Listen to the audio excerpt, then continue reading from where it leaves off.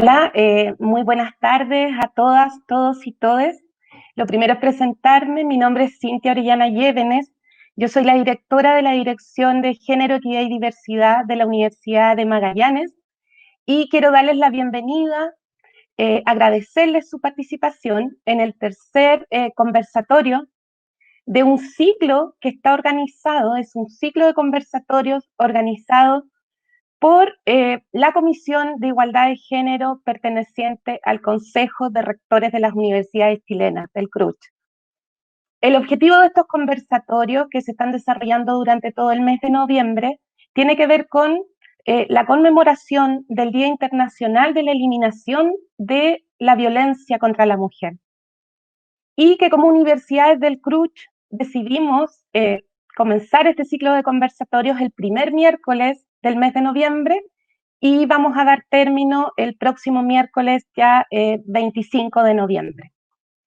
En esta oportunidad es la Dirección de Género, Diversidad y Equidad de la Universidad de Santiago de Chile, de la USACH, junto a la Oficina de Género y Sexualidad de la Universidad Metropolitana de Ciencias de la Educación, la UNCE, en conjunto con nosotras, desde la Dirección de Género, Equidad y Diversidad de la Universidad de Magallanes, que queremos darles una cordial bienvenida y esperamos que esta sea una jornada provechosa para todas, todos y todes. Damos inicio a este conversatorio con el saludo de nuestras autoridades. Entiendo, con esto de estar en vivo y en directo, entiendo que ya está presente el rector de la Universidad Metropolitana de Ciencias de la Educación, don Jaime Espinosa Araya. Muchas gracias por acompañarnos y aquí estamos atentas para escuchar sus saludos. Gracias, Cintia. Muy buenas tardes a todas y a todos. Les doy la más cordial bienvenida a esta tercera jornada. Quiero saludar a los rectores que nos van a acompañar en esta ocasión desde la distancia, a don Juan Manuel Solesi de la Universidad de Santiago de Chile, a don Juan Oyarzo de la Universidad de Magallanes. También quiero aprovechar la oportunidad de saludar a la doctora Antonia Santos, de la Comisión de Igualdad de Género del mismo, a todas las representantes encargadas, directoras y directores de las oficinas de género de las 30 universidades del Consejo de Rectores. De manera especial quiero saludar a la señora Angélica Marín, la encargada de la Oficina de Género de la UNCE. Saludo entonces a las universidades del Consejo de Rectores comprometidas con estas conversaciones sobre masculinidades y violencia de género hacia las mujeres. Saludo también a las comunidades universitarias que han querido estar presentes en esta ocasión, respondiendo al llamado de conversar, reflexionar en conjunto y proponer caminos de mejoramiento y superación de los problemas de convivencia entre géneros. Parece extraño y doloroso tener que hablar sobre violencia de género hacia la mujer. Más bien, lamentablemente, no es extraño y es muy doloroso constatar que a diario se observan innumerables situaciones y expresiones de una triste realidad que no quisiéramos, de desigualdad, maltrato y femicidio en nuestra sociedad. Resulta intolerable, insoportable, incomprensible, injusto y desmedido que esto ocurra en un mundo donde la razón humana parece haber resuelto tantos otros problemas de distinto orden, de alta complejidad científica y tecnológica, y que no hayamos sido capaces de avanzar en algo que a nuestros ojos parece tan próximo y fundamental como es el entendimiento armonioso entre el hombre y la mujer. ¿Y cómo es posible que las diferencias se resuelvan muchas veces con la fuerza cobarde de muchos hombres imponiéndose sobre las mujeres? ¿Cuánto tiempo ha tenido que pasar para empezar a darnos cuenta de que esto es inaceptable? Lo terrible y trágico es que el maltrato y la violencia sigue ocurriendo en la intimidad de la vida familiar, en los espacios laborales, en los espacios públicos, a veces en las tinieblas de la cobardía y el ocultamiento, otras en la mala costumbre naturalizada por códigos machistas que no se dejan anular fácilmente, incluso por los esfuerzos conscientes de la educación. No quiero pensar que la educación haya sido derrotada. Tampoco puedo aceptar que el Estado haya claudicado en su responsabilidad de protección a sus ciudadanos y ciudadanas, especialmente a las mujeres. también a los niños y niñas. Quiero creer que estamos en un camino todavía inconcluso, donde hay mucho que decir y hacer, y donde hay muchos, como ustedes, que están disponibles para ayudar a erradicar la violencia de género y otras violencias. Para eso estamos aquí reunidos. Por eso las universidades estamos en el compromiso de compartir esta lucha. No me equivoco al declarar que mientras no resolvamos este mal destino de muchas, no es posible la paz que anhelamos. Parafraseando a Maturana, sin respeto, sin aceptación del otro como legítimo otro en la convivencia, el mundo seguirá siéndonos ajeno. No solo el Estado y su deber, sino también las universidades tenemos que comprometer nuestro mayor esfuerzo educativo y nuestra mejor conciencia de que la relación de violencia hacia la mujer y todo lo que ésta representa tiene que cambiar absolutamente. Compromiso y no tibio involucramiento. Propuestas y acciones concretas como las que hoy serán abordadas por nuestros distinguidos invitados, a quienes agradezco en nombre del CRUSH su disposición para compartir su experiencia y conocimientos. Muchas gracias otra vez a todas y todos los que han acudido a esta jornada. Expreso nuestro mayor interés por avanzar en conjunto en este desafío de justicia y amor que debe empeñar nuestro esfuerzo hacia la reivindicación del derecho natural de la mujer y la historia que merece. Muchas gracias.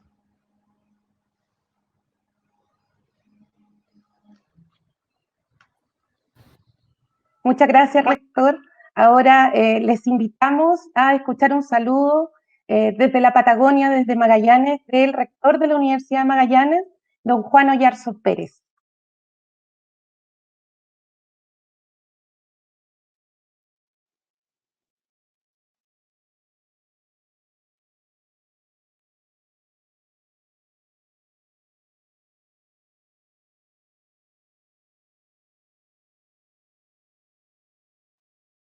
Sí, me están señalando que todavía no está habilitado, digamos, el sistema con el saludo. La idea ahora es poder escuchar tanto el saludo del rector de la Universidad de Magallanes como el saludo de don Juan Manuel Solesi, el rector de la Universidad de Santiago de Chile. Lo que resulta relevante, pues entendemos que los tres rectores están muy comprometidos, los tres rectores están manifestando en este saludo su voluntad de estar presentes en todo el trabajo que se está haciendo en pro de la igualdad de género al interior de las universidades del CRUSH.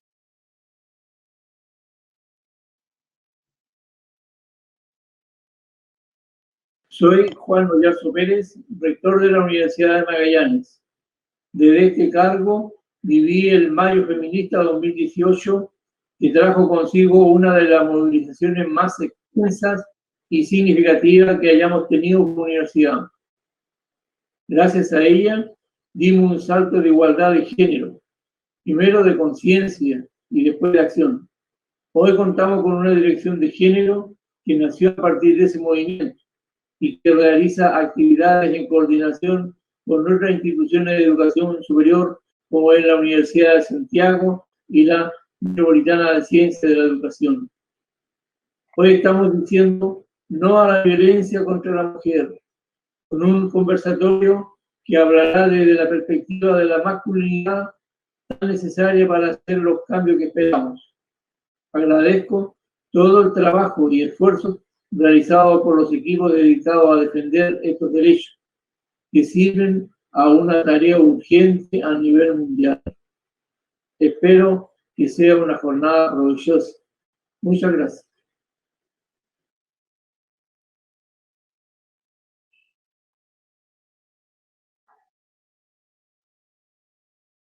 Y damos las gracias al rector Juan Oyarzo Pérez, rector de la Universidad de Magallanes, y por ese sentido saludo y el cómo manifiesta su compromiso justamente con este tipo de actividades que estamos realizando para conmemorar el mes en contra de la violencia en contra de las mujeres. Perdón. Ahora vamos a darle paso al saludo del rector de la Universidad de Santiago de Chile, don Juan Manuel Solesi Cid.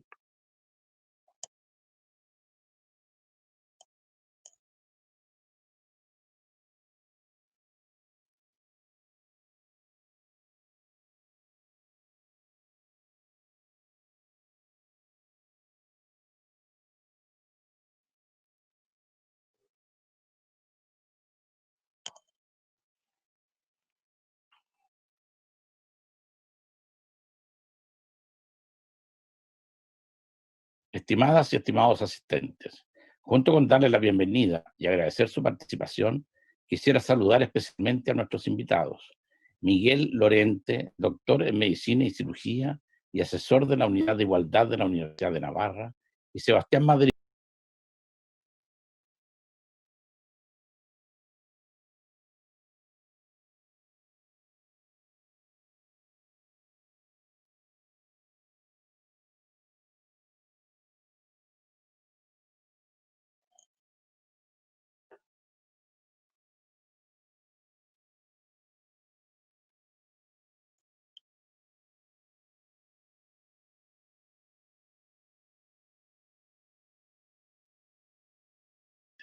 junto con darles la bienvenida y agradecer su participación, quisiera saludar especialmente a nuestros invitados. Miguel Lorente, doctor en Medicina y Cirugía y asesor de la Unidad de Igualdad de la Universidad de Navarra, y Sebastián Madrid, doctor en Sociología e investigador del Programa de Naciones Unidas para el Desarrollo, PNUD. También quisiera agradecer la participación de todas y todos quienes nos acompañan en el conversatorio Masculinidades y Violencia de Género hacia las Mujeres, iniciativa impulsada por la Comisión de Género del Consejo de Rectores de las Universidades Chilenas, CRUCH, en el marco de las actividades asociadas a la conmemoración de este 25 de noviembre, el Día Internacional contra la Violencia hacia las Mujeres. La Comisión de Género del CRUCH ha venido realizando un trabajo sostenido de apoyo a los procesos de institucionalización en las universidades y este año, por primera vez, organiza actividades articuladas orientadas a un mayor fortalecimiento del trabajo colaborativo. Del mismo modo, la Dirección de Género, Diversidad y Equidad de esta Casa de Estudios continúa trabajando en la construcción de una cultura de igualdad, profundizando el enfoque de género en los diversos ámbitos del quehacer institucional. No cabe duda que, como sociedad, estamos siendo testigos de importantes cambios políticos y culturales, y como universidades con vocación pública y férreo compromiso social, junto con propiciar un ambiente de respeto, libertad de pensamiento y diálogo, diversidad e inclusión social, estamos llamadas a ser parte activa de estos cambios. Es por ello que este conversatorio resulta una instancia pertinente para preguntarnos sobre esas representaciones dominantes y discriminatorias que vivimos en lo cotidiano y que pueden influir sustantivamente en los cambios culturales necesarios para avanzar hacia un modelo de equidad en las instituciones de educación superior de Chile. Finalmente, agradezco al equipo organizador de esta actividad, la Universidad Metropolitana de Ciencias de la Educación, la Universidad de Magallanes y, por cierto, la Universidad de Santiago, mediante la Dirección de Género, Diversidad y Equidad. Vaya para ustedes mis mejores deseos de éxito en esta importante iniciativa y dejo abierta la invitación para sumarnos a la iniciativa global por la eliminación de la violencia hacia las mujeres. Muchas gracias.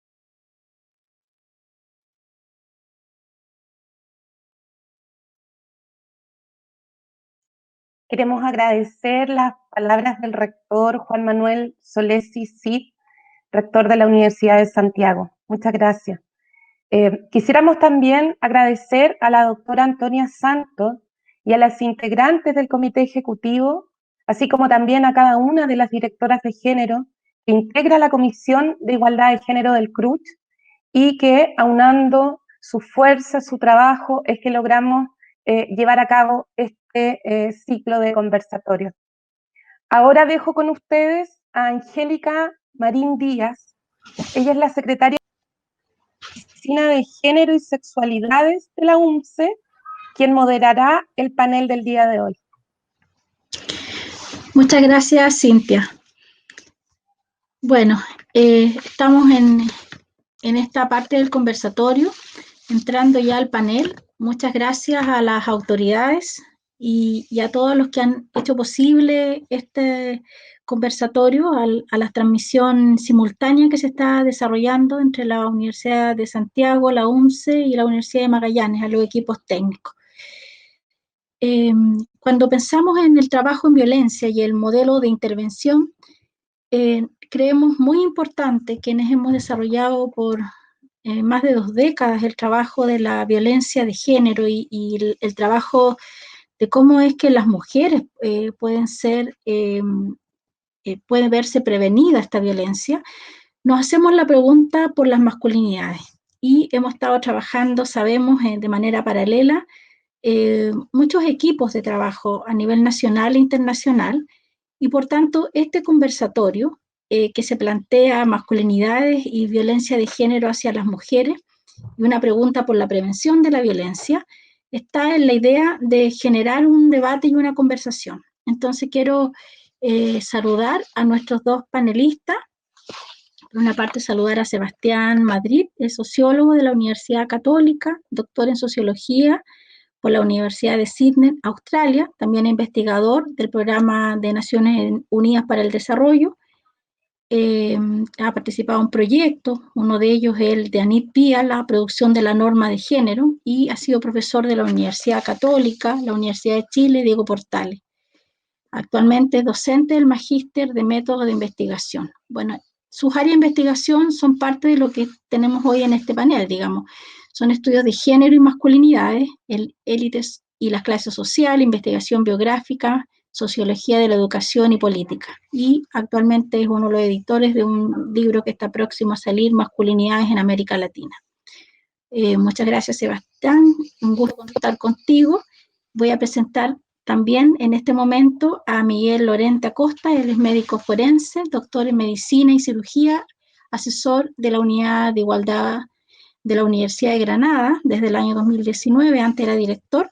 Ha sido profesor de la Universidad de Granada, titular de medicina legal, y tiene innumerables publicaciones nacionales e internacionales relacionadas entre ellas con la violencia contra las mujeres, violencia de género, violencia en la sociedad, también en temas de violencia extrema, con el trabajo del protocolo latinoamericano de muertes violentas, y algunos de sus textos que hemos conocido: agresión de la mujer, maltrato, violación, acoso, mi marido me pega lo normal, tú haz la comida, que yo cuelgo los cuadros, autopsia al machismo, que es como el último texto.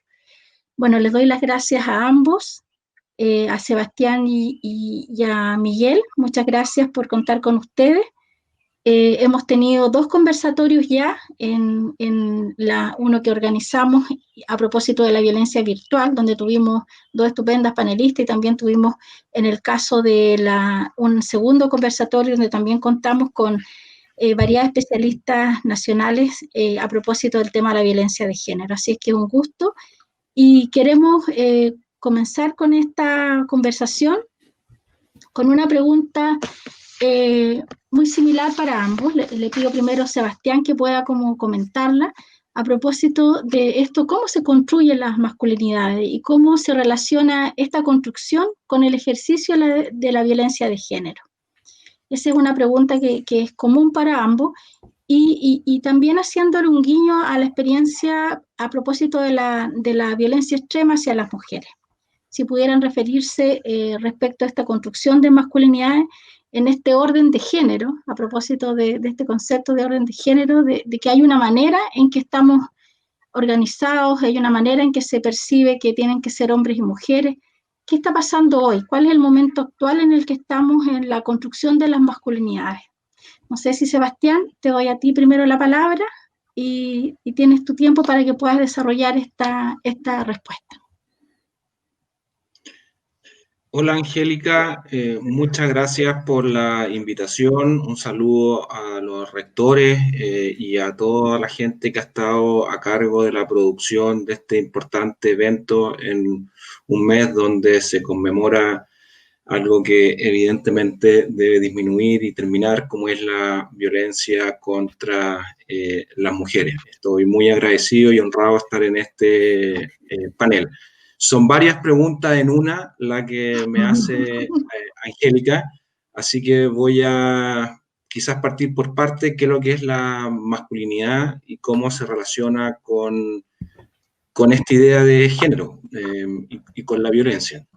La masculinidad, es como yo la entiendo, es un concepto relacional que no tiene mucho sentido en sí mismo, sino que es dentro de esta estructura de género que muy bien Angélica nombró el ordenamiento de género de las sociedades.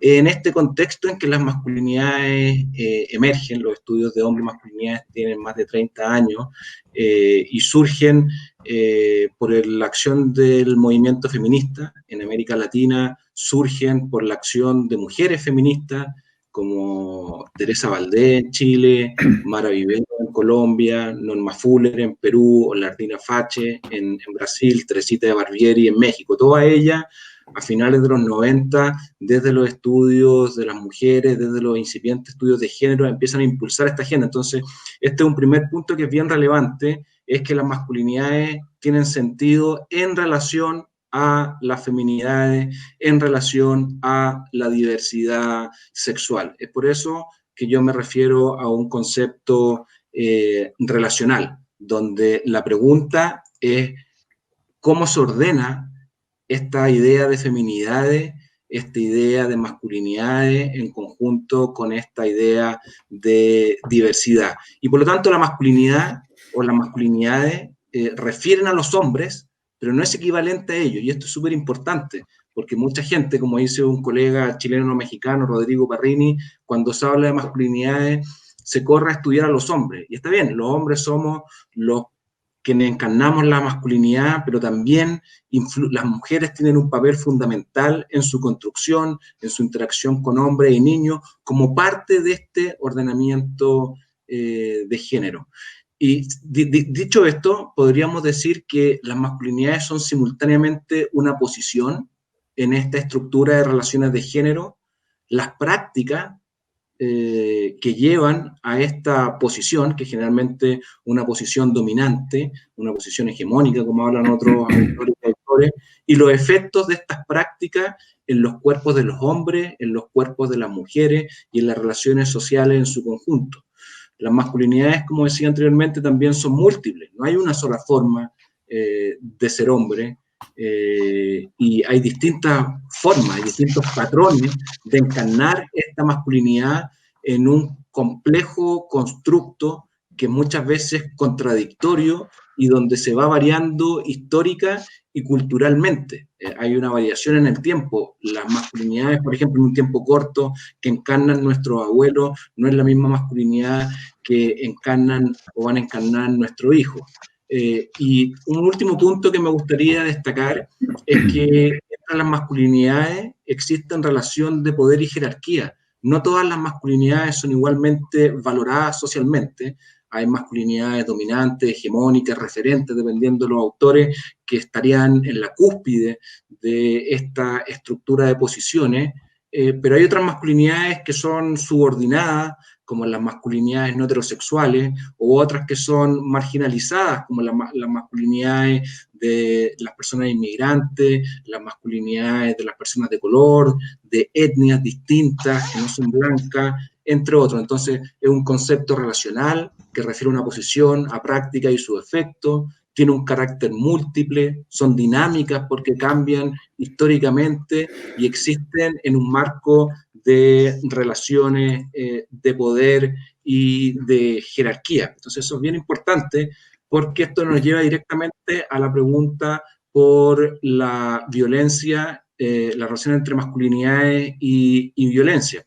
La violencia contra las mujeres, desde mi punto de vista, no se da en el vacío. La violencia que ejercen los hombres contra las mujeres se da en un contexto donde dentro de estas masculinidades se presume a través de distintos estereotipos y distintas ideas culturales que la violencia es parte de esta forma de ser hombre o de algunas formas de ser hombre. Y esta violencia, uno la podría decir, la violencia contra las mujeres, expresión también, o ocurre en conjunto con la violencia entre hombres. Los hombres morimos más por homicidios, es más, morimos por causa externa entre 5 y 8 veces más que las mujeres a partir de la adolescencia, y con la violencia del Estado. Se relaciona también con la violencia del Estado, donde el monopolio de la fuerza física está en manos de los hombres. En Chile, a lo menos, sobre el 90% de quienes integran el ejército, el 80% en las policías, el 75% en investigaciones, son hombres. Es decir, hay un contexto en el cual los hombres nos manejamos en un contexto violento, y esto se puede ver a través de las relaciones en la escuela, en las encuestas, cuando se le pregunta si sufrió violencia, los hombres tienden a decir que han visto y han sufrido más violencia física o verbal que las mujeres, producto de otros hombres. Entonces, hay una relación entre eso. Entonces, si no y con esto voy a cerrar para darle la palabra a Miguel, si es que no se toma prevención de la violencia contra la mujer actuando con hombres, entendiendo que es una expresión que está o tiene un sustrato cultural que abarca otras dimensiones más allá de la violencia contra la mujer, sino que está enraizada con violencia entre hombres, con la violencia estatal, y en un continente como América Latina con elementos estructurales como la violencia colonial, como las dictaduras que nosotros tuvimos, o la misma violencia económica que muchas veces el sistema neoliberal implica en las relaciones sociales, es inentendible y muy difícil de trabajar la violencia contra las mujeres. Entonces la violencia es parte de las relaciones de género, las masculinidades son parte de las violencias de género, la violencia se relaciona con la construcción tradicional de la masculinidad, pero es inentendible si no lo situamos en un espectro más grande de carácter histórico estructural. Lo dejo hasta aquí por el momento. Ya, gracias Sebastián. Miguel, te damos el pase. Muy bien, muchísimas gracias. Encantado, feliz de estar en Chile en este momento. Agradecer enormemente la invitación, acompañar a Sebastián y también a la Cruz por haber organizado estos seminarios y concretamente por haberse detenido a reflexionar sobre las masculinidades. Muchísimas gracias de corazón y gracias a todas las personas que estáis detrás de la pantalla escuchando y participando de alguna manera. Especialmente a Mónica por ella, por haberme contactado y por su amistad de tanto tiempo. Y es una pregunta muy interesante porque es un poco la esencia de lo que estamos planteando, ¿no? De alguna manera. La masculinidad, desde el punto de vista, así un poco para situarla dentro del contexto de la violencia de género, es la construcción identitaria de los hombres a partir de la cultura androcéntrica que a su vez han creado y elaborado los hombres. Es decir, es el producto de la decisión de los hombres a través de lo que han considerado oportuno, adecuado, justo, necesario, conveniente a lo largo de toda la historia para organizar las relaciones sociales y para definir las identidades. Hay una definición de la identidad de los hombres, de la masculinidad, en cuanto a lo que ellos han considerado necesario que los hombres hagamos para mantener el orden establecido y para garantizar que ese orden va a perpetuarse, va a continuar bajo los límites decididos con digamos, prioridad. Y hay una construcción de la identidad femenina para que se ajuste a ese orden, para que no haya un conflicto ni una especie de batalla permanente. De manera que cuando, por ejemplo, citabas un título de un libro que es una expresión de las mujeres que sufren violencia, cuando un hombre entiende que la violencia de género es una forma adecuada para resolver los conflictos que él considera que se han provocado como consecuencia del comportamiento o la conducta de la mujer, bien porque ha hecho algo que está mal o bien porque ha hecho algo que debe ser castigado, pues cuando eso ocurre desde el punto de vista social, la propia sociedad, la propia cultura establece la referencia de que las mujeres entiendan que eso es algo habitual, normal, que puede ocurrir dentro de la relación de pareja. Y el hombre entiende que la violencia es normal y a la mujer le dice que la violencia del hombre contra ella es normal. Entonces, la construcción de la identidad masculina, de esa masculinidad, se define por esa referencia de los hombres al crear una construcción social jerarquizada de poder donde los hombres siempre se benefician de su propia construcción. Es decir, como acaba de decir perfectamente Sebastián, hay diferentes hombres en distintas circunstancias que expresan su masculinidad de distinto modo, pero todos ellos tienen privilegios sobre las mujeres, todos.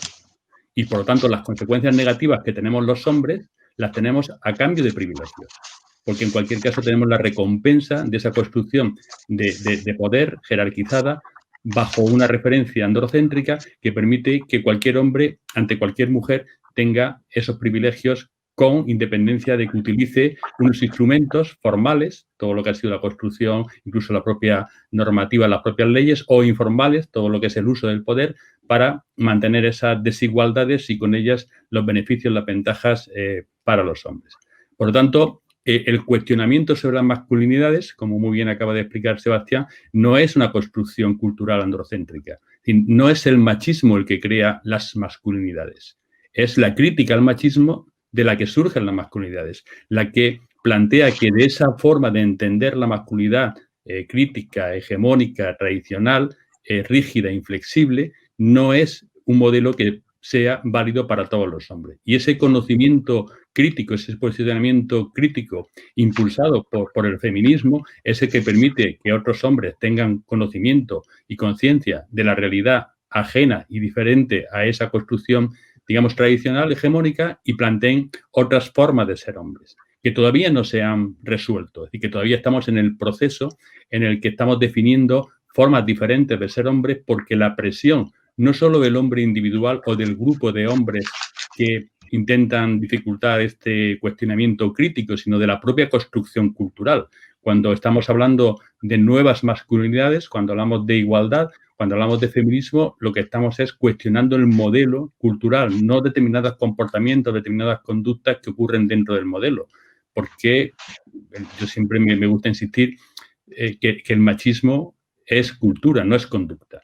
Es decir, eso es una de las trampas del machismo, pensar que el machismo como construcción cultural basada en lo que los hombres han considerado que es lo adecuado para el conjunto de la sociedad, que esa construcción cultural se reduce a determinados comportamientos de algunos hombres sobre ciertas mujeres.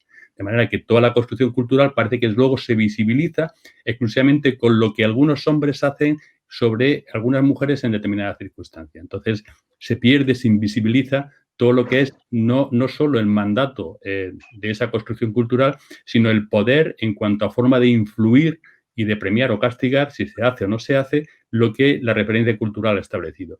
Por lo tanto, las masculinidades lo que hacen es reproducir el modelo de construcción androcéntrica a través de dos elementos, de lo que es la reproducción de las circunstancias o mandatos que define ese modelo, de manera que determine la realidad. Las cosas son como se tiene decidido que sean, y por lo tanto, cuando hablamos de una violencia de género que, según los datos de la OMS, afecta al 30% de todas las mujeres solo en la relación de pareja a nivel planetario, pues ya estamos viendo que no es una casualidad ni un hecho aislado ni una conducta de determinados lugares del planeta, sino que es parte de esa construcción cultural. Entonces está, por una parte, la determinación de la realidad y luego el mantenimiento de ese orden una vez que está dentro de lo que son las dinámicas, las situaciones cambiantes, lo que sucede en el día a día. Entonces, ese orden se mantiene a través del uso de la violencia, bien a través de la fuerza física, como dice la OMS, el uso del poder o la fuerza física. La agresión es una forma de llevar a cabo ese control a través del castigo o de la corrección, pero también está el uso del poder para mantener y retener a las mujeres y a las circunstancias que se establecen alrededor de las relaciones dentro de los límites que previamente la sociedad androcéntrica ha considerado que son los adecuados para desarrollar y desenvolverse en la sociedad. Por lo tanto, la violencia de género tiene un componente identitario. Es decir, cuando un hombre maltrata a una mujer, lo hace no para generar una disrupción respecto a la pauta de convivencia, sino para restablecer el orden según el modelo cultural. Y, por lo tanto, es una violencia que se percibe como menos grave, que se justifica, que se minimiza, porque el objetivo último no es el daño a la mujer que se produce, sino restaurar el orden. Y solo se cuestiona cuando la violencia supera los límites que la sociedad en concreto, en un momento determinado, considera, digamos, inadecuados. Se supera ese límite y, por lo tanto, se dice aquí hay que actuar con el peso de la ley. Pero antes de superar ese límite se habla de normalidad, de justificación, de contextos o incluso conductas que ha llevado a cabo la mujer, ¿no? Por lo tanto, cuando un hombre maltrata, está reivindicando su posición superior respecto a la mujer como hombre. Y os pongo un ejemplo. Como médico forense he visto muchas mujeres maltratadas y muchos hombres agresores, ¿no? Entonces, había una frase muy gráfica que decían muchos agresores que reconocían que habían ejercido la violencia sobre la mujer y decía, yo le he pegado a mi mujer, pero es que mi mujer se empeña en llevarme la contraria, ¿no? Y es muy gráfica porque un hombre ve la opinión de la mujer no como una opinión distinta, diferente a la suya, sino como una opinión contraria a la suya, que cuestiona su autoridad, que cuestiona su referencia. Entonces, desde esa posición de autoridad o de referencia, lo que hace es tratar de restablecer el orden a través de la violencia. Y por eso es reconocido, incluso dentro de su entorno y por otros hombres, como más hombre. No solo como hombre por haberlo hecho, sino como más hombre por haber actuado como se espera de un hombre que actúe en esas circunstancias. Y también llama mucho la atención en ese sentido, y ya lo dejo aquí para reforzar esa idea de violencia identitaria, que cuando un hombre asesina a una mujer o cuando un hombre viola a una mujer, cuando la sociedad responde de una manera crítica frente a ese tipo de conducta, nunca lo cuestionan como hombre. Nunca dicen que es un mal hombre o que es un muy poco hombre. Cuestionan la conducta, el resultado, dicen que es un monstruo, dicen que tal, pero la masculinidad no entra en cuestión cuando se producen este tipo de comportamientos y conductas, ¿no? Entran todos los elementos alrededor de los mitos, la justificación, incluso la crítica directa, ¿no? Pero no se cuestiona la masculinidad, que es el elemento común de un modelo de sociedad y cultura que permite privilegiar a todos los hombres con independencia de que no maltraten, de que no usen la violencia. Cuando un maltratador usa la violencia para defender el modelo, para corregir algo que se considera que ha actuado contra el modelo, lo que hace es defender el orden que permite que todos los hombres, con independencia de que usen o no usen la violencia, tengan esos privilegios nacidos de la desigualdad. Muchas gracias, Miguel. Pensando en estos planteamientos que ustedes señalan, y nosotros que hemos ido trabajando una definición de violencia de género que la entendemos no solamente como la violencia directa de persona a persona, sino como esta violencia simbólica y estructural, donde hay un orden de género que hace que las cosas se mantengan, porque entonces la violencia, como ustedes señalan, es para mantener aquello que se quiere, que es como la heteronorma y este dominio masculino. Pensando en eso y en estas innumerables como aristas que tiene, ¿cómo hacer entonces para la prevención de la violencia hacia las mujeres, considerando estos elementos de los estudios de masculinidades? Y es como una doble pregunta, porque la otra es, ¿y qué pasa ahí entonces desde la experiencia que ustedes tienen, cómo hacer esta prevención en las universidades, si bien en toda la sociedad, pero en las universidades? ¿Cuáles podrían ser esos elementos, esas acciones o esos cambios que deberían estar ocurriendo? Sebastián, si podrías como... Estaba esperando, no sabía cuál iba a ser el orden. Sí, quería tomar una frase muy importante que dijo Miguel, y que acá en Chile también sucede lo mismo. En estudios donde se revisan actas en las cuales imputados por violencia contra la mujer se les pregunta, ¿por qué ejerció la violencia? Y con el denominador común en todo eso es porque le faltaron el respeto al hombre.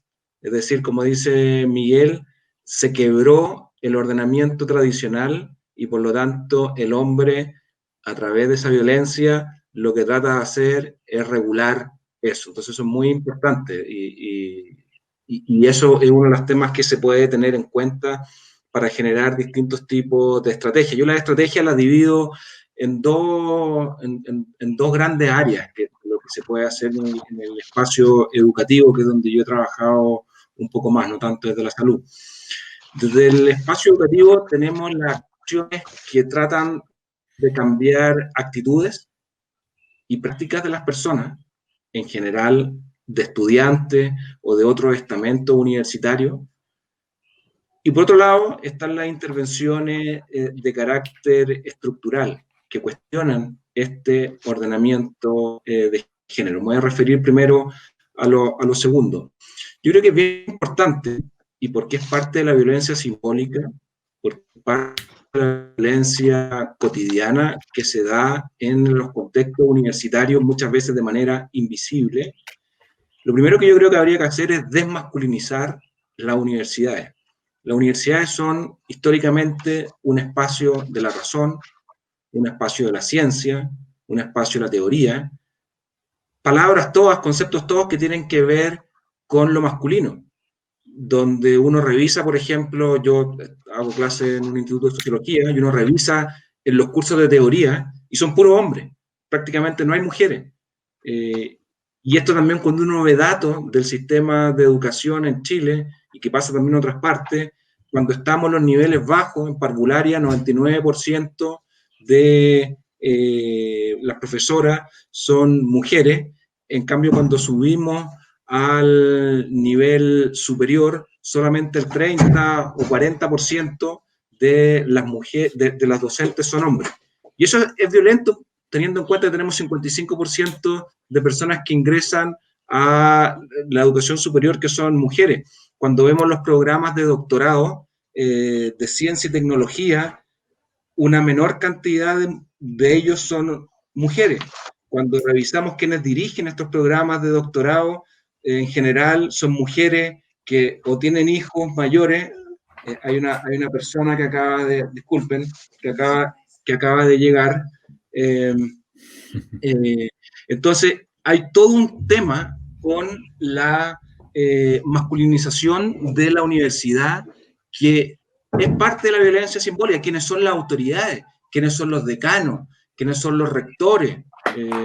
Esto no tiene que ver con las personas que ejercen ese cargo, sino que tiene que ver con algo cultural. En el CRUCH, el 99% de los rectores son hombres. Entonces, hay un contexto universitario donde se privilegia la razón, se privilegia a los hombres en las promociones, ejemplos de parejas de científicos que trabajan lo mismo, pero que el hombre es promovido mucho más rápido que la mujer, son múltiples en la universidad en todas partes del mundo. Y eso es un hecho violento, porque desempodera a las mujeres, y el empoderamiento de las mujeres es uno de los principales antídotos contra la violencia. Entonces, quiero dejar claro que en el término estructural, un tema de largo plazo, donde muchas universidades están trabajando, existen para cambiar este escenario a través de las distintas direcciones de género, se está trabajando para impulsar eso, pero hay un largo camino por recorrer, y porque es un hecho histórico, esta masculinización del conocimiento, esta masculinización de la ciencia, que es básicamente uno de los giros del negocio de las universidades. Y desde otro tipo de acciones más bien para cambiar las actitudes, para cambiar las prácticas, uno de los elementos que nos muestra también la literatura, que es muy importante, es que sean intervenciones que abarquen no un taller, 2 talleres en el semestre por cumplir, que se capacite a algunas personas, sino que tienen que ser intervenciones de carácter sistémico, donde se aborden distintos aspectos en conjunto, que estos talleres tengan una continuidad en el tiempo, que tengan los recursos suficientes para realizarse, donde exista participación de los distintos estamentos de las universidades en el diseño de esta iniciativa, donde haya un compromiso decidido, como acá se ha mostrado con la presencia de los rectores de las principales autoridades, para transformar prácticas. Y esto tiene que pasar por enmarcar estos programas de prevención de la violencia en los contextos universitarios, por situar esto dentro de las relaciones de género, explicar qué es lo que es el género como construcción sociocultural que varía históricamente, explicar qué es lo que son las masculinidades, cómo se construyen, cuáles son los mandatos que hay detrás de ellos, para precisamente deconstruir esta visión de la universidad como un espacio masculinizado, y de construir la masculinidad como portador de conocimiento, como portador científico, como quien encarna el conocimiento. Entonces yo lo dejaría en esos 2 ámbitos, un ámbito de carácter más estructural sobre el carácter masculinizado del conocimiento en la universidad, y por otro, elementos que tienen que ver con el cambio de actitudes y de prácticas de distintos actores. Bueno, y ahí como nos plantea que no sea algo episódico, sino que algo sistemático, sistémico, y en ese sentido, como tú lo señalas, lo hemos venido trabajando en las direcciones de género, apuntar a tener políticas de igualdad de género en nuestras universidades, que es como el foco de trabajo en el que estamos. Miguel, te damos el pase para que puedas como compartir tus percepciones, tus ideas. Sí, me ha encantado conocer a la, imagino que hija de Sebastián, que también está ahí participando en el debate y en el coloquio, por lo cual es muy bienvenida. Y me ha gustado mucho la referencia que ha hecho Sebastián a esa idea de desmasculinizar, ¿no? Que no es solo jugar con el número de hombres y mujeres, que es importante además para conseguir la transformación y además pues, que sea un elemento simbólico, sino para quitar esa impregnación de los valores masculinos y de los referentes masculinos que tradicionalmente se han vinculado a la estructura y las instituciones de la sociedad, ¿no? La universidad, fundamentalmente, por todo lo que supone el conocimiento y la validación de los elementos que luego nos sirven para definir esa convivencia e incluso para ser reconocidos como personas más valiosas en esos componentes identitarios, ¿no? Entonces, esa desmasculinización es importante porque, además, os comparto un dato de la Unión Europea en un estudio que se hizo en 2014 sobre violencia en la Unión Europea y el acoso sexual, cuando se analizaba en las mujeres con relación al distinto grado de formación y profesión que tenían, y se veía que las mujeres que han pasado por la universidad y que están en puestos más altos en la empresa o incluso en la propia universidad, han sufrido más acoso que las mujeres que no han llegado a la universidad. Es decir, que esa idea de que el acoso se produce en lugares donde hay puestos de trabajo precarios, donde no hay un nivel de formación alto, es otro de los mitos que construye la sociedad para justificar luego otras circunstancias que ocurren en contextos donde no se vinculan con el acoso. Es decir, todo lo que sea, define el estudio, pasar por contextos tradicionalmente masculinos significa más acoso, no solo más dificultades, sino que entre esas dificultades también está la violencia de muchos tipos, entre ellos el acoso sexual contra las mujeres, lo cual ya nos dice lo que se supone que tendría que ser un espacio de convivencia, aceptación, de conocimiento, de estudio, de investigación, de desarrollo, como es una universidad. No solo no ocurre igual para hombres y mujeres, como muy bien ha expuesto, sino que además las mujeres tienen las consecuencias de esa violencia machista que está presente en toda la universidad, en toda la sociedad y que también llega a la universidad. Entonces, con relación al papel de las universidades, tendríamos que hacernos una pregunta así en términos gráficos y coloquiales. ¿Qué es lo que queremos? ¿Que los hombres hagan la compra o que los hombres hagan de comer? Porque si lo que queremos es que los hombres hagan la compra es muy fácil. De hecho, cuando yo voy al supermercado veo a muchos hombres con la lista que le han hecho sus mujeres para que compren lo que tienen que comprar y luego ellas fundamentalmente cocinar. Entonces, eso es un cambio, evidentemente. Antes no iban a hacer la compra. Y algunos de ellos ya incluso apuntan cosas en la lista, ¿no? Luego vamos consiguiendo cosas a través de esa modificación de las actitudes, de todo ese trabajo de desarrollo. Pero lo que tenemos que conseguir es una manera completamente diferente de ser hombre. Es decir, si hemos dicho que la violencia de género, puesto que la pregunta está relacionada para la prevención de la violencia de género, es una violencia que tiene un componente identitario porque reproduce el mandato identitario de la construcción cultural y porque al hacerlo te reconoce como más hombre, luego es un elemento importante. Para prevenir la violencia de género que es identitaria, tenemos que modificar el concepto de identidad masculina que se construye sobre el uso de la violencia de género en una sociedad basada en la desigualdad y en los privilegios masculinos. Es decir, tenemos que cambiar el sistema, tenemos que romper, tenemos que desmasculinizar también la sociedad, no solo la universidad, sino que tenemos que hacerlo. Pero evidentemente la universidad es un lugar donde se puede hacer muy rápido y de manera más directa por lo que significa la formación, por lo que significa el conocimiento y por lo que significa la transferencia de ese conocimiento a la sociedad. Y fijaos que no se trata tanto de esa lista de síes y noes que tenemos que ir dando para que se vayan cuestionando ciertas cosas, sino de un cambio completamente de actitud. Y estos días atrás, en las elecciones americanas, han salido varios artículos en la prensa sobre los votos, la intención de votos, etcétera, etcétera, ¿no? Y había uno que hablaba de la brecha de género de Michael Sokolow y el 23 de octubre en el New York Times, concretamente, lo podéis buscar, porque él decía, no es brecha de género, es brecha de hombres blancos. Es decir, vamos a poner nombre a las cosas, porque al final los que votan más a Donald Trump son hombres blancos fundamentalmente. No todos los hombres y, por supuesto, no las mujeres, que el porcentaje es mucho menor. Pero en el análisis de esos hombres blancos, cuando se analiza el voto, los estudios demuestran que las mujeres deciden votar lo que decidan pensando en el bienestar de la comunidad y del país, de la nación. Mientras que los hombres, cuando votan, piensan en cuestiones de carácter particular y en cómo le afecta el voto, la decisión que pueda salir de su voto, a su economía.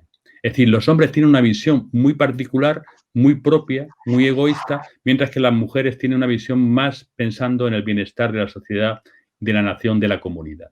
Bien, eso es lo que tenemos que conseguir en los hombres. Es decir, cambiar la mirada, romper con esa identidad competitiva, propia, materialista, que busca el beneficio en lo inmediato, que le da igual las consecuencias para conseguir ese beneficio, de manera que si tiene perjuicios para otra persona se pierda un poco. Es decir, si el mandato clásico tradicional es que ser hombre es no ser mujer, ¿no? Romper con todo aquello que nos puede identificar con la mujer, lo que tenemos que procurar en términos gráficos es que llegar a la idea de que ser hombre es ser mujer, en el sentido de incorporar a nuestra identidad los valores que históricamente han sido recluidos o reducidos a las mujeres, como si solamente fueran ellas las que pudieran tener y utilizar ese tipo de valores. Y tenemos que compartirlo. Por tanto, no solo se trata de llevar las mujeres a las posiciones de los hombres, no digo materialmente, sino en cuanto también a criterios de oportunidad e identidad,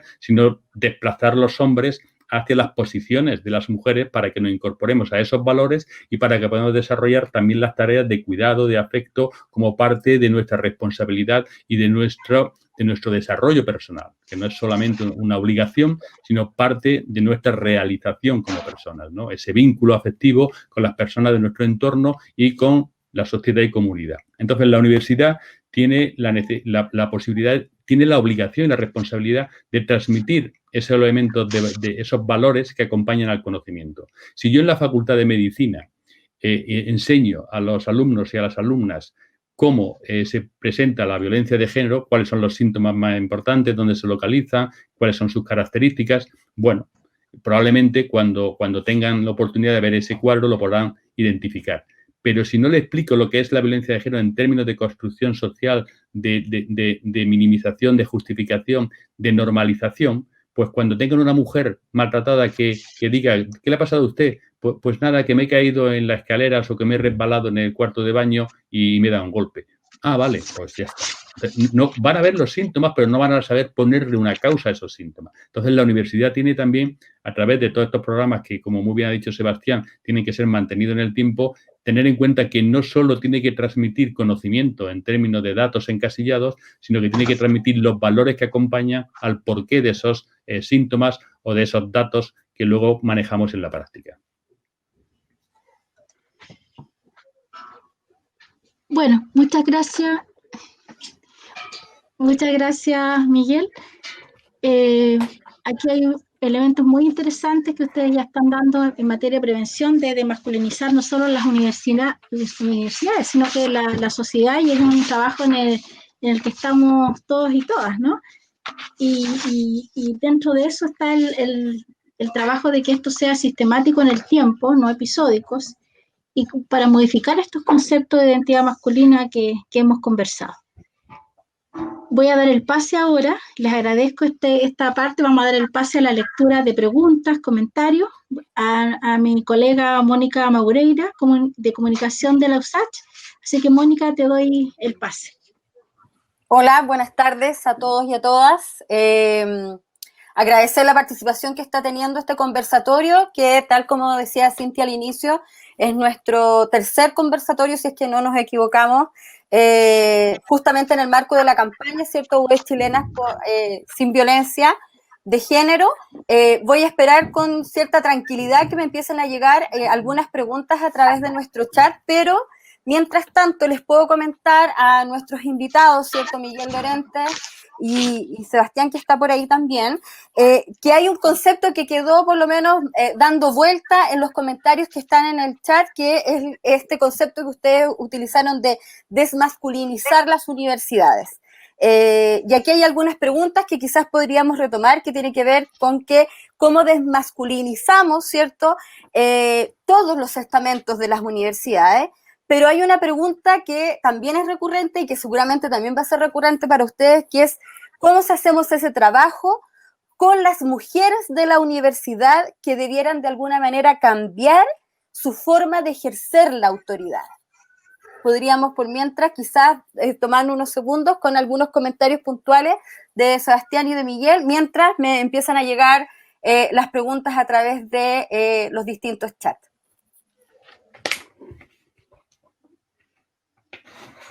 Sebastián, ¿tú mismo? O...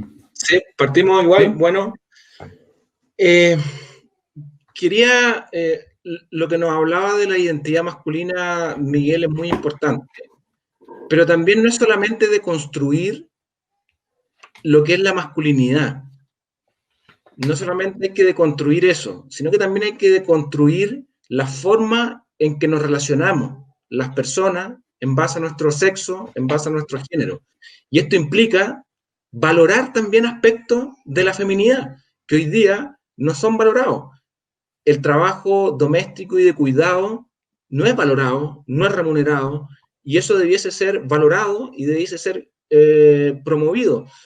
Las mujeres no deberían por qué tener que optar entre hacer una y otra cosa. Como los hombres debiésemos tener mucha mayor corresponsabilidad y asumir nuestra carga en las parejas heterosexuales. Dicho esto, la idea de desmasculinizar la sociedad en su conjunto, porque esto yo me refería exclusivamente a las universidades, pero esto lo vemos en el Congreso, en los partidos políticos, en las empresas privadas, de hecho, sobre todo en las empresas privadas. En Chile, menos del 9% de los gerentes, de los cuerpos gerenciales o de los cuerpos directivos son ocupados por mujeres. La universidad está mucho mejor que las empresas, por poner las empresas privadas, por ponerlo de alguna forma. Entonces, desmasculinizar la sociedad significa repensar las relaciones de género, significa repensar la forma en que valoramos lo femenino,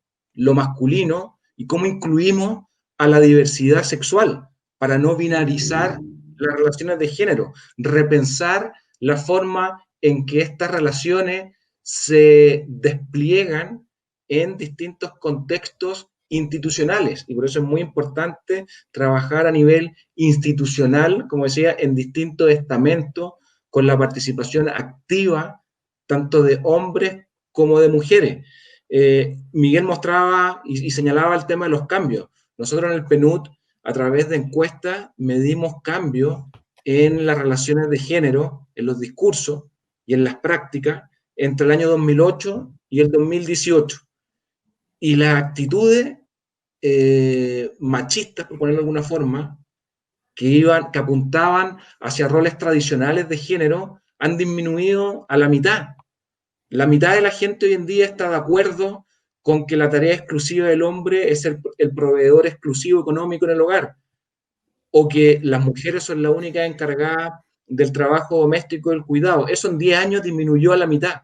Sin embargo, cuando nos vamos a las prácticas, nos vamos a lo que hace la gente, vemos que no hay ningún hombre que esté encargado de tareas de cuidado o de tareas domésticas como su principal ocupación, siendo que más de 30% de las mujeres sigue siendo eso como su principal ocupación. Entonces estamos en un momento de transición, que esto es muy importante para desmasculinizar donde estamos, donde hay un cambio en términos discursivos que ha costado más en términos prácticos, y a esto la literatura lo llama la emergencia de masculinidades híbridas, masculinidades donde se apuntan a elementos que son novedosos o que eran de masculinidades subordinadas o directamente feminidades, pero no necesariamente ese cambio en esa forma de encarnar la masculinidad lleva aparejado relaciones de género más equitativas y más igualitarias. Desmasculinizar, entonces, para terminar,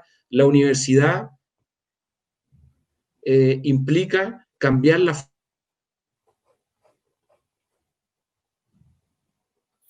diversidad, es un cambio en la forma en que se establecen y que se van construyendo a partir de esas relaciones, identidades y prácticas. Sí, gracias, Sebastián. Miguel, si tú brevemente te puedes referir, digamos, a lo que conversamos, ¿no? Esta desmasculinización, pero también la forma de ejercer autoridad de las mujeres, para dar paso a otras preguntas también. Sí, es que es muy interesante y está íntimamente relacionado porque el machismo es adaptativo. Es decir, como muy bien decía Sebastián en su primera intervención, un hombre de hoy no tiene nada que ver con un hombre de hace 20 años o hace 100 años, ¿no? Pero tanto el de hace 100 años como el de hace 20 como el de hoy tiene la posición de poder. Entonces, los cambios superficiales son cesiones adaptativas para evitar la crítica frontal y radical. Es decir, el machismo se ha ido adaptando a una situación que ha ido transformando el movimiento feminista de las mujeres, porque los hombres no hemos reflexionado por nosotros mismos, ni hemos decidido renunciar al poder nunca, ni ahora tampoco, pero ante la crítica y la presión y la manifestación tan objetiva como los datos que recogía Sebastián, de lo que se considera que es el papel del hombre y el papel de la mujer, cuando no nos queda más remedio que aceptar que eso es injusto, que la crítica social se vuelve contra la construcción social, lo que se hace es ceder.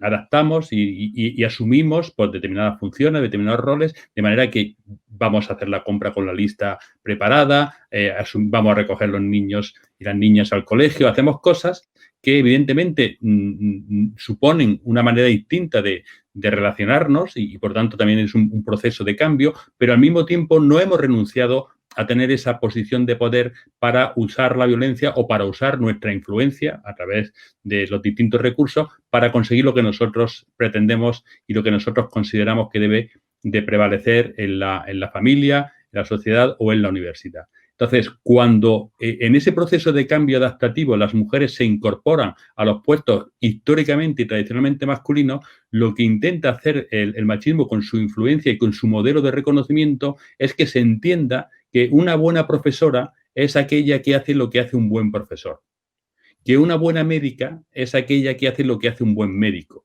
que una buena rectora es aquella que hace lo que hace un buen rector.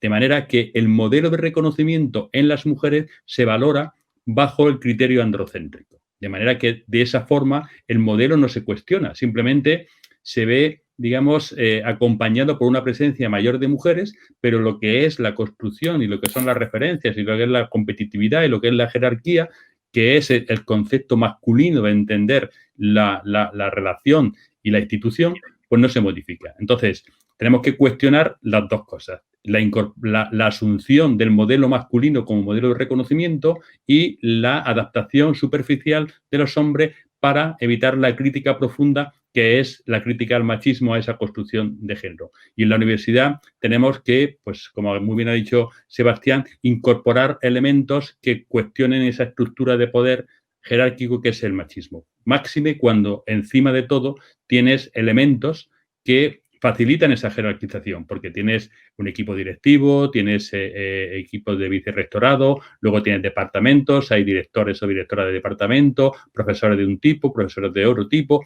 Entonces, la universidad es muy jerárquica y lo que no puede ser es que esa jerarquía que tiene que ser funcional para organizar el trabajo, para conseguir los objetivos en cuanto a docencia, investigación y transferencia, cuando todo eso se utiliza para acumular poder, para poder influir, para poder castigar, para poder premiar, pues entonces estamos ante un modelo masculino de universidad.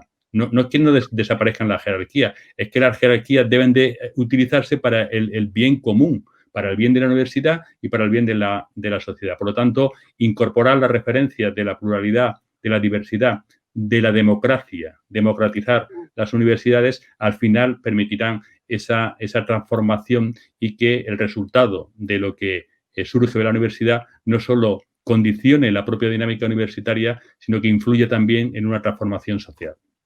Y a propósito de esa transformación social que nos advierten Miguel, Sebastián, aquí Harley Durán nos pregunta, y yo creo que algo se contesta con lo último que acaban de decir respecto de estos procesos democratizadores, ¿cierto? Pregunta si se puede incluir en estos procesos de cambio los valores de la comunidad, de la colaboración, de la empatía, por ejemplo, en los perfiles de egreso. Y Mónica Martínez también en esa misma línea, ¿cierto?, de estos cambios, estos procesos de transformación al interior de las universidades, consulta si existe alguna relación entre estas dimensiones, ¿cierto?, que nos han explicado ustedes de manifestación del machismo, de esta cultura androcéntrica, con las variables de clase y violencia de género. Sebastián, breve, así podemos seguir con más preguntas, porque ahora nos están llegando todas las preguntas juntas, así que estoy aquí con papel y lápiz. Voy a partir por lo último. La violencia, al menos en Chile, la violencia de género contra las mujeres es un fenómeno social que es transversal a todas las clases sociales, es transversal a todas las áreas geográficas, es transversal a todos los grupos de edad. Es un fenómeno que lamentablemente está presente y ha permeado la sociedad hace mucho tiempo en distintos ámbitos. Dicho lo anterior, por estadística, uno puede ver que hay una mayor cantidad de, por ejemplo, cuando uno ve las estadísticas de ahora, del trimestre anterior, y las compara con 5 o 6 años atrás, uno ve que hay un patrón donde a menor nivel socioeconómico de la comuna, en la región metropolitana, hay una mayor propensión a denunciar esa violencia. Hay más denuncias de violencia intrafamiliar contra la mujer en la comuna de La Pintana, en una comuna pobre de Santiago, que en comparación con Vitacura. Pero esto no quiere decir que en Vitacura no haya, sino que se denuncia menos. Entonces es un fenómeno transversal a las clases sociales, como decía la pregunta. Lo dejo hasta ahí, quizás Miguel puede responder la otra parte. Sí, además es muy interesante, Sebastián, porque efectivamente en general, que a veces se olvida, no en tu caso, sino cuando la sociedad intenta analizar estos datos, en general las clases sociales más bajas denuncian más delitos contra las personas, contra la integridad física y psicológica, y las clases sociales más altas denuncian más delitos contra la propiedad. Evidentemente porque las clases sociales más bajas no tienen una propiedad que se vea atentada o que se vea alterada por alguna acción habitualmente, ¿no? O no es tan valiosa como puede ser una propiedad de una clase social más alta. Y luego los estresantes sociales, que sí pueden estar presentes en situaciones de necesidad, en situaciones de pobreza, de paro, no son causa, pero sí son estresantes sociales que facilitan el desarrollo de conducta violenta, sobre todo de una manera más impulsiva, y todo eso se plasma, como muy bien recogido, en la denuncia, porque suelen ser casos como más graves en cuanto a agresión, no en cuanto a control, dominio, sometimiento, que se puede hacer en una clase social alta, pero con otros instrumentos que no producen ese resultado. Por lo tanto, sí es un factor que tenemos que tener en cuenta en la expresión de la violencia, no tanto en la existencia de la violencia. Y en cuanto a los modelos que deben de acompañar la enseñanza, yo creo que es fundamental introducir elementos como la empatía, como la solidaridad, como el respeto a la diversidad, a la pluralidad. Esos valores son esenciales para ejercer una profesión, sobre todo determinadas profesiones. Porque yo lo estoy viendo en medicina, es decir, yo soy profesor de medicina y últimamente están llegando generaciones que entran con unas notas altísimas. Para entrar en medicina tienes que tener una nota media de todo el bachiller altísima y es gente súper egoísta, narcisista, con apenas empatía. Y estamos haciendo muy buenos científicos, pero muy malos médicos o médicas, porque no van a tener esa empatía cuando una persona llegue con una enfermedad y te diga, como te dicen, pues, ¿qué le pasa a usted? A mí me pasó, yo he ejercido de médico clínico 3 días, solo 3 días. Porque mi padre era médico, se tenía que ir del pueblo a una cosa y me dejó a mí recién terminado, ¿no? Entonces, yo iba con la tranquilidad de haber estudiado medicina, haber sacado muy buenas notas, saber mucha medicina. Y yo decía, cuando llegue alguien con diabetes ¿qué es? Polidipsia y polifagia. Bueno, pues cuando llegue alguien con polidipsia, polidipsia y polifagia, digo yo, diabetes, le pongo el tratamiento, en fin, fácil, ¿no? No. Fácil no, porque cuando alguien llega a una consulta y tú le preguntas ¿qué le pasa a usted? No te dice que tengo poliuria, polidipsia y polifagia. Te dice que estoy muy mal, que me estoy muriendo, que me duele todo. Y si no tienes empatía para poder establecer una conversación con esa persona para saber qué es eso de que te duele todo, qué es eso de que te estás muriendo, qué es eso que estás muy mal, pues al final no vas a saber responder. Entonces yo creo que tenemos que transmitir esos valores. Yo les digo a mis alumnos y alumnas en criminología, en medicina, no solo en medicina, digo, es que vuestro trabajo, cuando ejercéis vuestra profesión, la que sea, arquitectura, psicología, trabajo social, ingeniería, la que sea, tenéis que intentar que al hacerlo se procure ser una sociedad mejor. Porque es lo que tenemos que hacer siempre con cada una de nuestras actuaciones profesionales, no solo por la resolución del caso particular, sino por la capacidad de influir en la realidad. Y tenemos que, en nuestro ejercicio y también en nuestro comportamiento, intentar que con cada una de nuestras acciones hacer la sociedad un poco mejor. Y de esa manera tenemos que acompañar los valores. Si no se acompañan de valores, pues no se puede conseguir ese objetivo. Muchas gracias. Vamos a tener que aplicar versatilidad porque las dos preguntas que nos llegaron son bastante distintas. María Margarita Jiménez dice, en España las mujeres tienen los mejores expedientes y ganan terreno en cada vez más en más especialidades. Dice, pero sigue existiendo un techo de cristal en los cargos, y aquí hace una referencia que dice, solo 4 son rectoras de 50 universidades. Y por otra parte, desde la Universidad de Talca nos consultan si de qué forma práctica, o sea, piden como ejemplos prácticos, ¿cierto?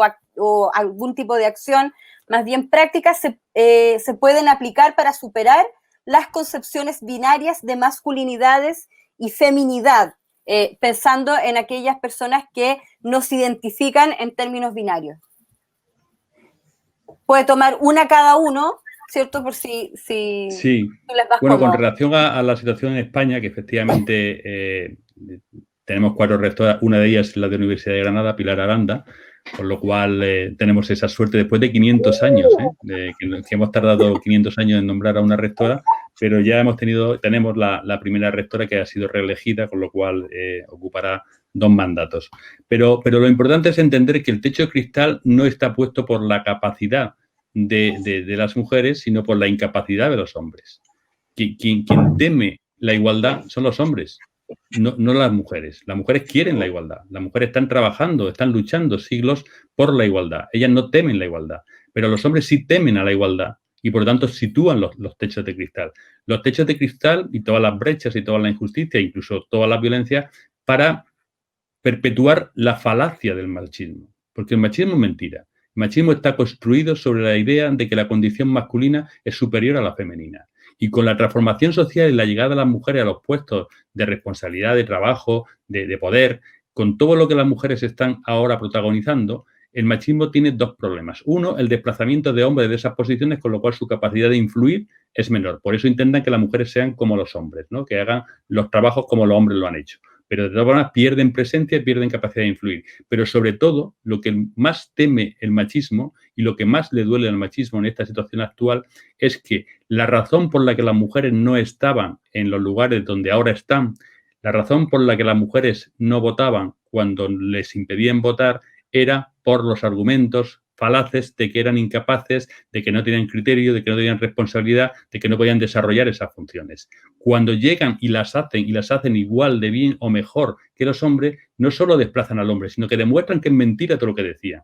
Porque cuando las mujeres empezaron a votar y no lo hicieron antes porque decían que no podían votar. Luego lo votan y no pasa absolutamente nada, ¿no? Entonces, eso es lo que el machismo no soporta y por eso intenta jugar con todos los elementos para intentar perpetuar su modelo de poder injusto, ¿no? Y el techo de cristal, como decía, no es una construcción basada en la capacidad de las mujeres, que es superior al techo, sino en la incapacidad de los hombres que no quieren enfrentarse a la realidad de la igualdad. Gracias. Sebastián, la pregunta de la Universidad de Talca, ¿cómo, en términos prácticos, cómo podríamos superar, ¿cierto?, estas concepciones binarias hombre-mujer en las universidades? No está fácil la pregunta. ¿Estás silenciado? Creo que estás con el micrófono. ¿Ahí? ¿Me escuchan? Sí. Muy bien. Ya, disculpen. Mientras le sigo dando vuelta a la pregunta, quería complementar algo de la respuesta de Miguel, y es que desde el punto de vista nuestro en el PNUD, lo estamos viendo en un estudio que estamos realizando sobre mujeres que llegaron al Congreso, donde la metáfora del techo de cristal se queda corta, en el sentido que las mujeres encuentran barreras no solamente en la parte final de la carrera, sino que es más bien la metáfora que estamos ocupando es la de un laberinto del poder. Las mujeres, todos recorremos laberintos en nuestras vidas, pero las mujeres enfrentan laberintos que son mucho más complicados en términos organizacionales. Y es bien importante ver eso dentro de las universidades, porque el problema con las mujeres no es solamente cuando llegan al final para ser profesoras titulares o decanas, sino que viene desde antes, desde abajo, desde cómo acceden, entre otros elementos. Entonces, complementario a lo del techo, o quizás de manera alternativa a lo del techo de cristal, la idea del laberinto que deben recorrer las mujeres. ¿Cómo no caer en la binarización? Es súper difícil, pero lo primero que se debe tener en cuenta es considerar de que existen personas que no se identifican ni con el ser hombre ni con el ser mujer. Ese reconocimiento, que parece algo bastante menor o de menor importancia, es clave. Es súper clave y es súper difícil. Todo el Estado, por ejemplo, todo el aparato de consulta a través de datos del Estado está pensado en clasificación hombre-mujer.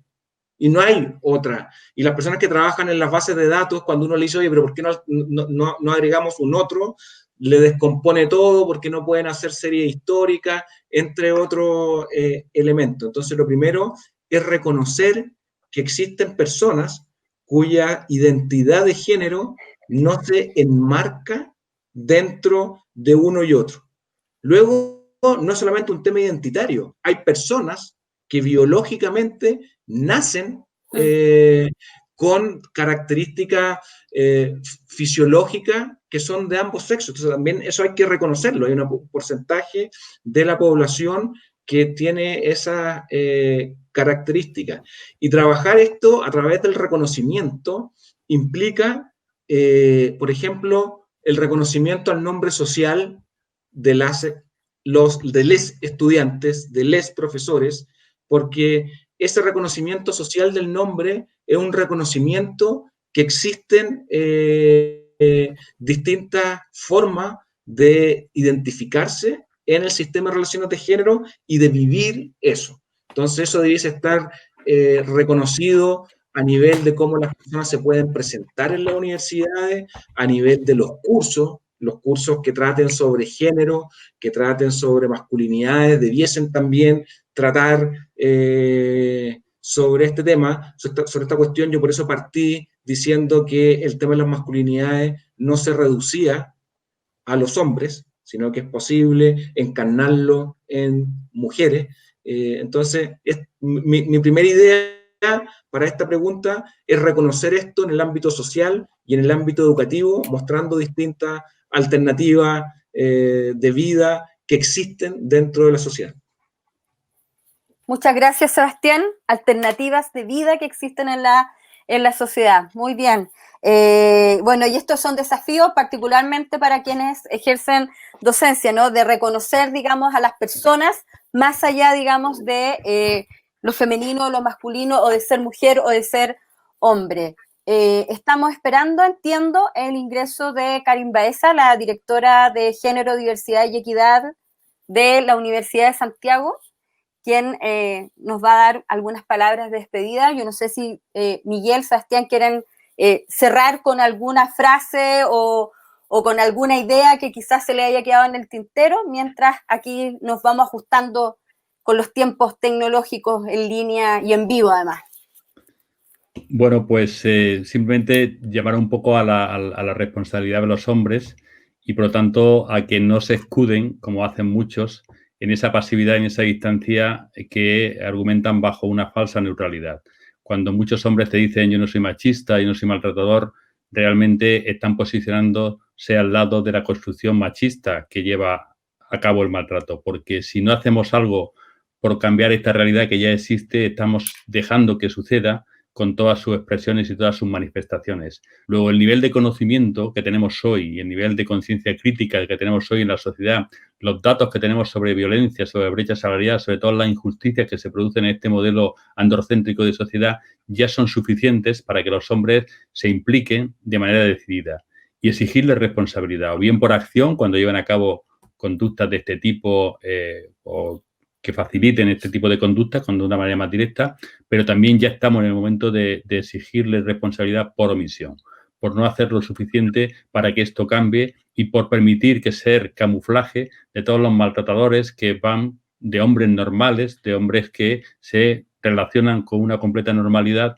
cuando en realidad están utilizando al resto de los hombres para ejercer la violencia, para camuflarse y luego para defender el modelo que beneficia al resto. Entonces, no hay neutralidad. O se implican a favor de la igualdad o están facilitando la construcción machista con todas sus consecuencias. Gracias, Miguel. Sebastián, antes de darle el paso a Karin, que ya ingresó a nuestro set oculto. Muy brevemente, que la violencia de género contra las mujeres no es un problema solo de las mujeres, sino que es un problema de la sociedad en su conjunto, y esto incluye a los hombres y a las masculinidades. En general, en Chile hay pocos programas de prevención de la violencia de género contra las mujeres dirigidos a hombres, niños y adolescentes, y por lo tanto es muy importante tener en cuenta esto. Los problemas de género son problemas de la sociedad en su conjunto, y esto incluye a niños, adolescentes y hombres, y por lo tanto necesitamos, tanto en las universidades como en otros aspectos comunitarios, que existan programas y estrategias que ayuden a prevenir la violencia de género contra las mujeres dirigidos hacia los hombres, y así seguir y continuar desmasculinizando la sociedad, desmasculinizando la universidad y desmasculinizando las relaciones de género. Tenemos que valorar más lo femenino, y desde los hombres tenemos mucho que aprender de las mujeres y de las feminidades. Muchas gracias por la invitación. Muchas gracias. Karin. Muchas gracias. No sé si se escucha bien. Creo que sí. Bueno, solamente agradecer, creo que ha sido una tarde tremendamente beneficiosa para todos y todas quienes hemos estado conectados desde los 3 canales de YouTube de las instituciones organizadoras. Un abrazo grande a la distancia a Sebastián y Miguel. Sabemos que para Miguel hay bastantes horas de diferencia, así es que doblemente gratitud con eso. Recoger algunas frases que salieron y que yo creo que nos dejan un tremendo desafío como direcciones de género, como conjunto de direcciones de género de las universidades chilenas y como comunidades universitarias. Creo que nos va a quedar dando vuelta la frase de la desmasculinización de las universidades. La vamos a trabajar, la vamos a reflexionar.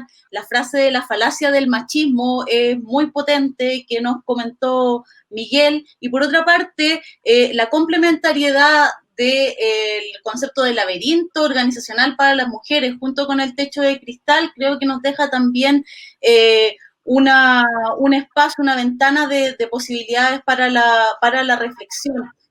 Ahora, lo que queda de fondo y que nos llena de esperanza, porque ese es el concepto, es que así como hemos pasado 500 años para que la Universidad de Granada tenga una rectora y hemos pasado miles de años para que las conductas sociales del patriarcado comiencen a ser cuestionadas y emerja este concepto de masculinidades junto con muchos otros que nos invitan a reflexionar y a deconstruir nuestras relaciones sociales para modificar finalmente los sistemas de valores. La buena noticia es que como los colectivos sociales son construibles, también son modificables. Entonces, visibilizar y desentrañar estas condiciones sociales de posibilidad que han hecho que se cree, se reproduzca y se asiente cierto orden social donde un sistema de valores ha sido el predominante, es también modificable y todos y todas nosotras estamos trabajando por ello. Así que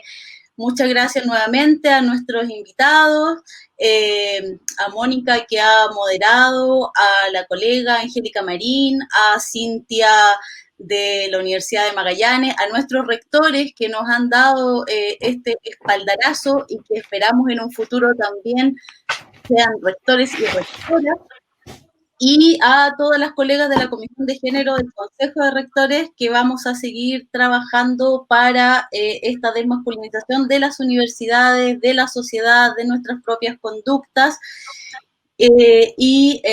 Muchas gracias. Muchas gracias. Muchas gracias. Hasta la próxima. Hasta la próxima. Gracias. Hasta la próxima. Un abrazo desde España.